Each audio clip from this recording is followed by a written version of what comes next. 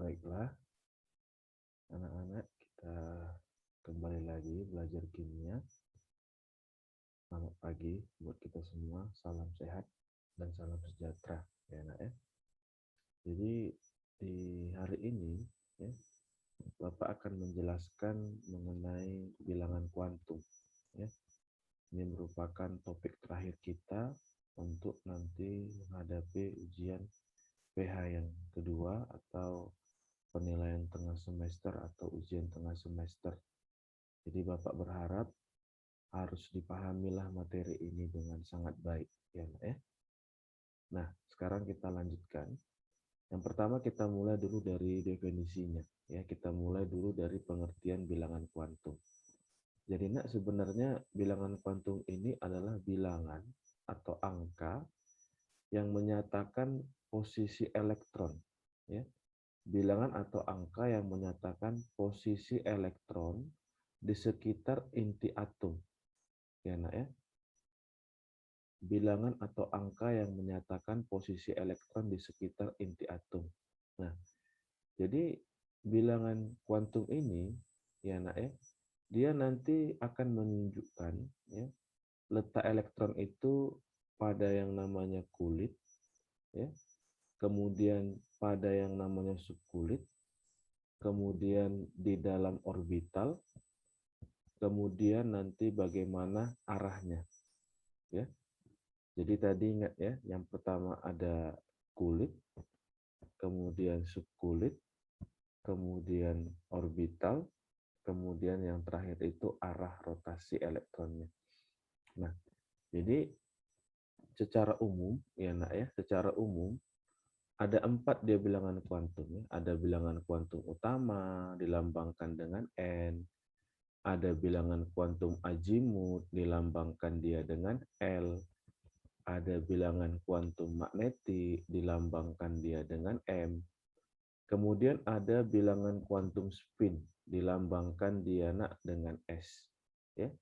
Jadi bilangan kuantum ini merupakan salah satu ciri khas, ya, ciri khas daripada teori atom yang dikemukakan oleh Ernest Schrödinger, ya, bersama teman-temannya kemarin, ya Nak ya, ada Heisenberg, ya, yaitu teori atom modern, ya, bahwasanya elektron-elektron itu ditemukan dalam bentuk bilangan-bilangan kuantumnya.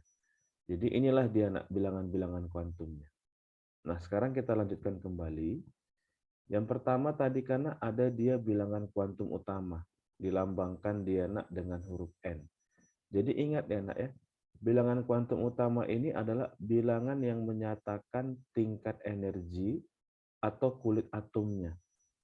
Ya.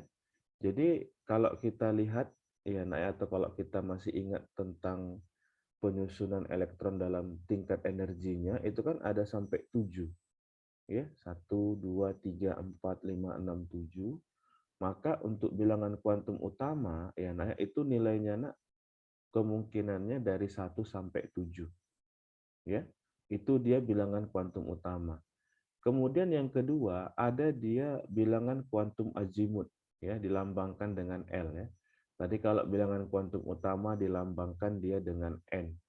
Jadi kalau bilangan kuantum azimut ini adalah bilangan yang menyatakan keberadaan elektron, ya Nak ya, di dalam yang namanya subkulit, ya. Keberadaan elektron di dalam yang namanya subkulit, ya. Jadi nanti ingat, subkulit itu kan ada 4, ya. Kalau ini nilainya sudah ketetapan, ya, jadi dihafalkan ya Nak ya, dihafalkan.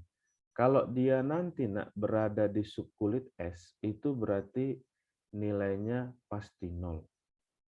Jadi pasti dia Nak ya. Kalau dia berada di subkulit P, nilainya pasti 1. Kalau dia berada di subkulit D, nilainya pasti 2. Kalau dia berada di subkulit F, nilainya pasti 3. Ya Nak ya. Ini tolong dihafalkan juga ya. Kemudian yang berikutnya Nak, ada bilangan kuantum magnetik, ya, dilambangkan dia dengan huruf M. Nah, jadi kalau bilangan kuantum magnetik ini Nak adalah angka yang menunjukkan keberadaan elektron di dalam orbitalnya, ya. Keberadaan elektron di dalam orbitalnya. Jadi nanti ingat, ya, jumlah orbital suatu subkulit ya, nah, ya, itu mengikuti bilangan kuantum azimutnya, yaitu 2L tambah 1. Jadi misalkanlah, ya, kalau dia S itu kan tadi L-nya sama dengan 0. Berarti jumlah orbital S itu hanya 1. Ya. Kemudian kalau dia misalkan DAP, ya, itu kan azimutnya 1. Ya, berarti 2 kali 1 tambah 1. Berarti 3. Kemudian kalau D, ya, nah, ya, itu kan sama dengan 2. Berarti jumlah orbitalnya 2 kali 2 tambah 1. Berarti sama dengan 5.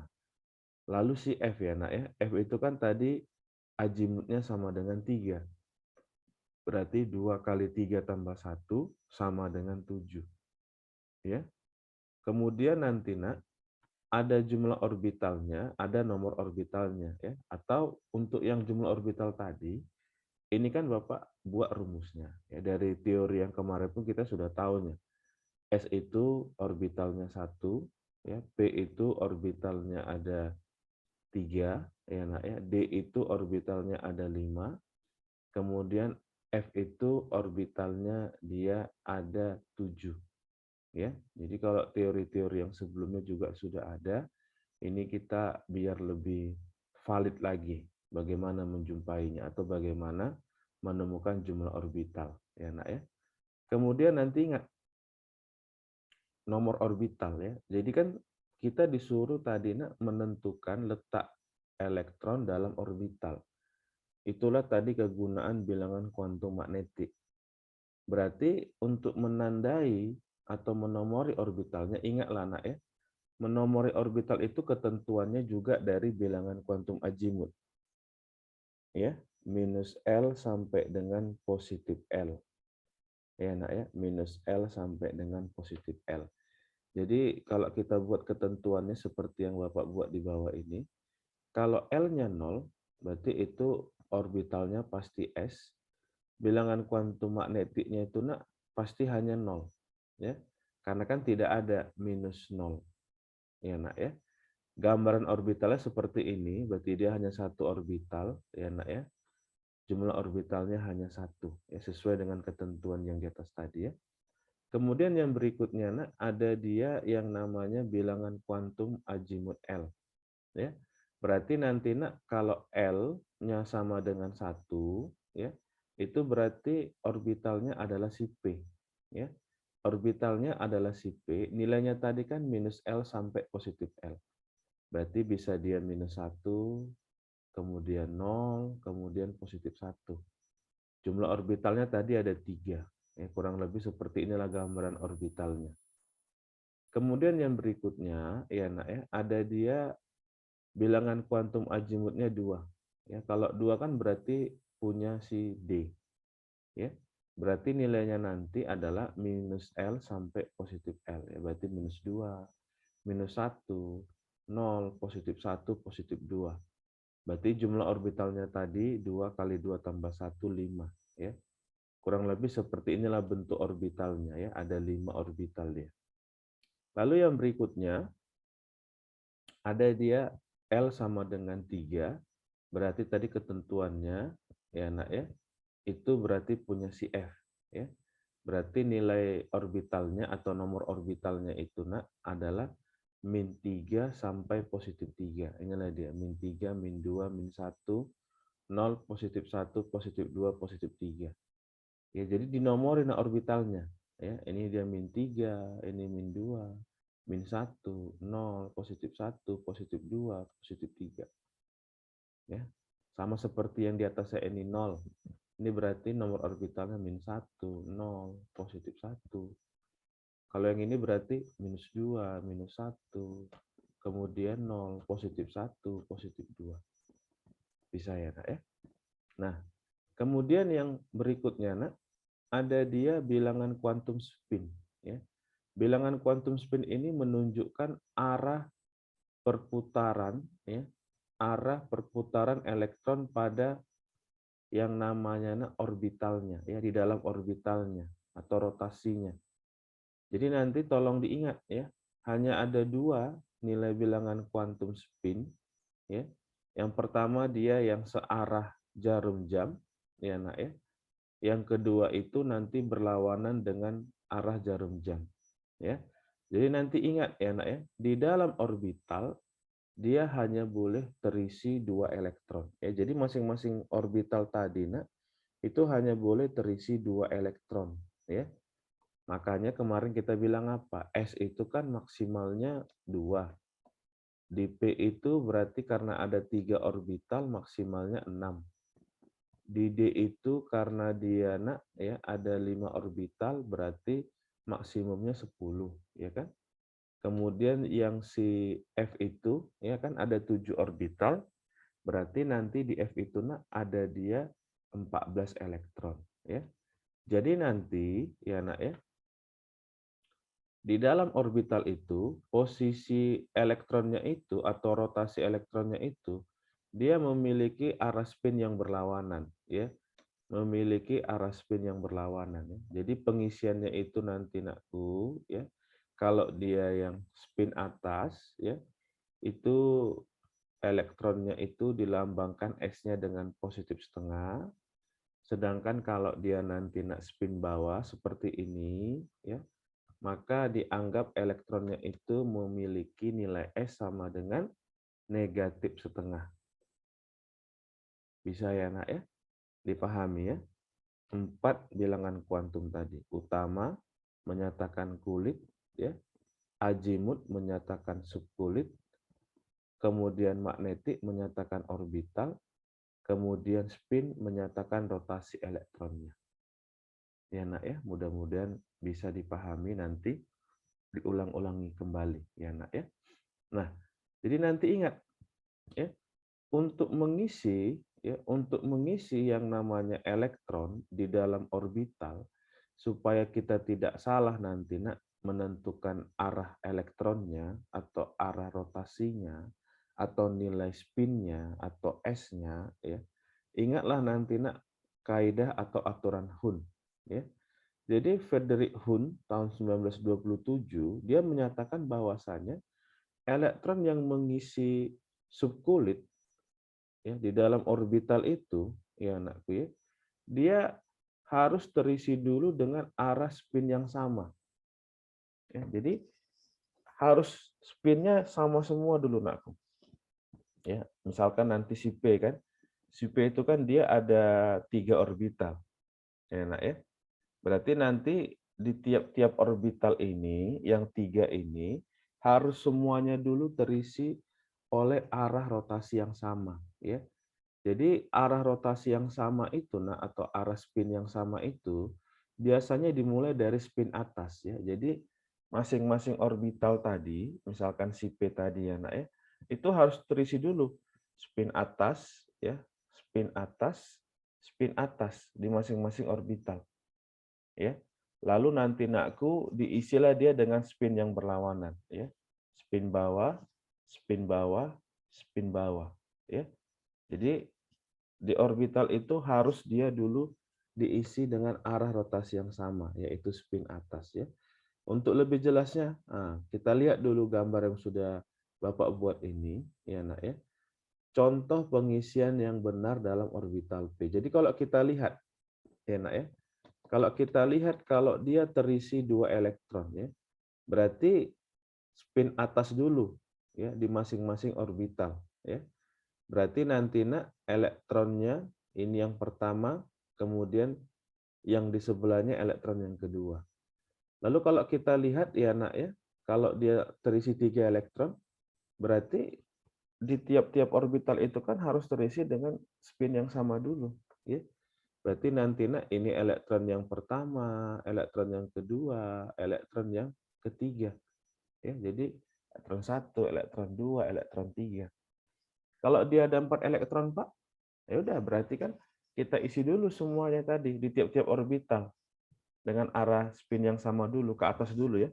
Berarti elektron yang pertama ya nak ya, elektron yang kedua ya, elektron pertama, elektron yang kedua, elektron yang ketiga, lalu elektron yang keempat. Nah, ya.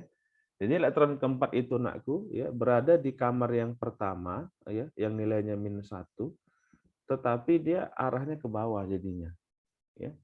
Begitu juga dengan kalau dia terisi 5 elektron dalam orbital P-nya ya. Berarti spin atas dulu semua ya. Berarti 1, 2, 3, kemudian 4, 5. Kalau ada 6 ya 6 ya. Jadi kaedahan ini harus kita pahami dalam pengisian elektronnya dalam orbital supaya kita tidak salah nanti menentukan spinnya. Ya, supaya kita tidak salah nanti menentukan arah rotasi elektronnya. Mudah-mudahan bisa dipahami ya, Nak ya. Nah, sekarang perhatikan ya. Ini ada contoh soal ya. Contoh soalnya sederhana saja. Pertanyaannya Nak, adalah tentukanlah keberadaan elektron terakhir ya, atau bilangan kuantum elektron terakhir dari yang namanya belerang dengan nomor atom 16 ya. Jadi apapun ceritanya, sebelum kita melakukan pencarian elektron yang terakhirnya, konfigurasikan dulu lah. Ya. Berarti 1s2, 2s2, 2p6, 3s2, 3p4. Berarti elektron yang terakhir dari S16 ya Nak ya, itu beradalah dia Nak di 3p4. Ya. Beradalah dia Nak di 3p4. Nah, jadi ingat ya Nak ya. 3p4 ini kan ada artinya. Yang pertama 3. 3 ini kan Nak menyatakan kulit, ya. Berarti dapat kita simpulkan ya Nak ya, dapat kita simpulkan bahwasanya si elektron ke-16 atau elektron terakhir ya Nak ya, dari yang namanya si belerang tadi, dia berada di kulit ketiga ya.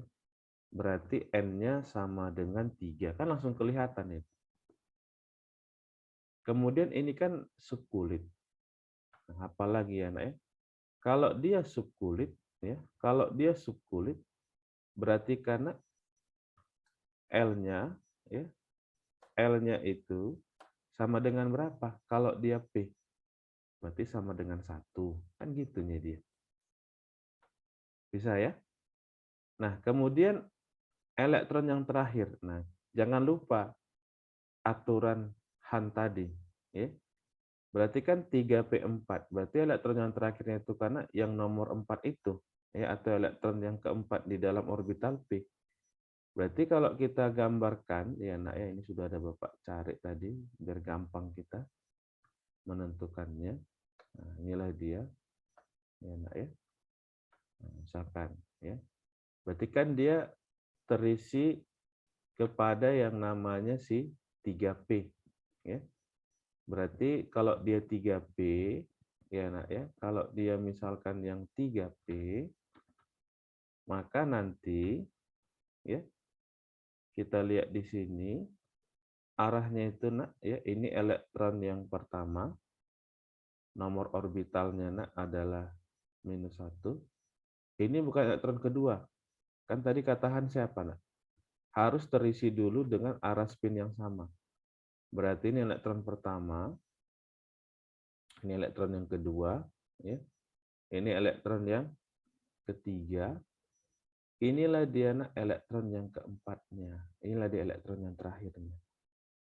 Jadi bayangkan kalau tadi kita salah memahami atau salah mengisi elektron ke dalam orbitalnya, atau kita tidak memahami aturan Han tadi, ya. Jadi kalau kita tidak memahaminya, bisa saja kita menyatakan bahwasanya ini elektron 1, ini elektron 2, ini elektron 3, ini elektron 4. Kan udah salah. Salah kita menentukan elektronnya, maka kita salah nanti menentukan bilangan kuantumnya. Paham ya Nak ya?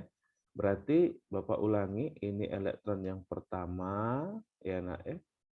Ini elektron yang kedua, ini elektron yang ketiga, inilah elektron yang keempat. Inilah yang kita cari, elektron terakhirnya tadi. Maka kelihatan dia nak ya, berada di orbital ya, berada di orbital M sama dengan -1 ya. Kemudian arah elektronnya kemana Pak? Arah rotasinya ke bawah. Kalau ke bawah tadi nilainya berapa? -1/2. Ya nak ya, -1/2. Oke, seperti itulah nak ya cara menentukan yang namanya bilangan kuantum. Ya nak ya, semoga bisa dipahami. Ya, kalau tidak dipahami, tonton terus videonya berulang-ulang supaya nanti makin paham. Enak ya. Bapak rasa sampai di sini dulu. Ya. Selamat memahami, selamat pagi semuanya.